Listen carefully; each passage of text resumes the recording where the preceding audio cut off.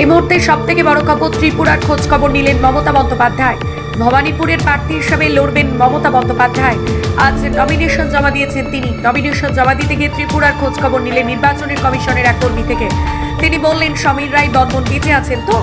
সুধীর তা তো মারা গেছেন। মনোনয়নপত্র জমা দিতে গিয়ে ভবানীপুর বিধানসভা কেন্দ্রের পর্যবেক্ষক ত্রিপুরা সরকারের কমিশনার তাপস রায়ের কাছ থেকে খবর নিলেন মমতা বন্দ্যোপাধ্যায়। ভবানীপুরে পর্যবেক্ষক পদে ত্রিপুরার আধিকারিক হয়তো এই কারণে রীতিমতো একটা ইন্টারভিউ নিয়েছেন। সবশেষে একটু জেনে নিলেন কি অবজারভার সব ঠিক আছে তো। শুনুন কি বলছেন মমতা বন্দ্যোপাধ্যায়। আপনি অবজারভার? হ্যাঁ ম্যাডাম। কোথা থেকে এসেছেন? ত্রিপুরা থেকে। ত্রিপুরা কোথা থেকে? আগরতলায় আমি সচিবালয়ে সচিব ছিলাম। ত্রিপুরায় বাড়ি? ত্রিপুরা কোনখানে? আমার ত্রিপুরা আমি সব চিনি, বলুন না। বনমালীপুর কনস্টিটিউয়েন্সি। বনমালীপুর। ত্রিপুরা সব ঠিক আছে?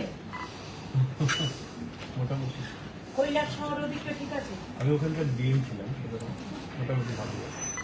আচ্ছা, ওখানে একটা বিরোধী ছিল, কি মরে গেছে? হ্যাঁ না, বেঁচে আছে। আশুটা মনে হয় মারা গেছে। আশু।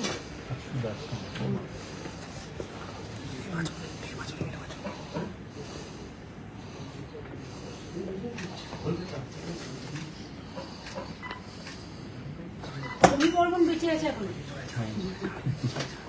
সুদীপটা মারা গেছে।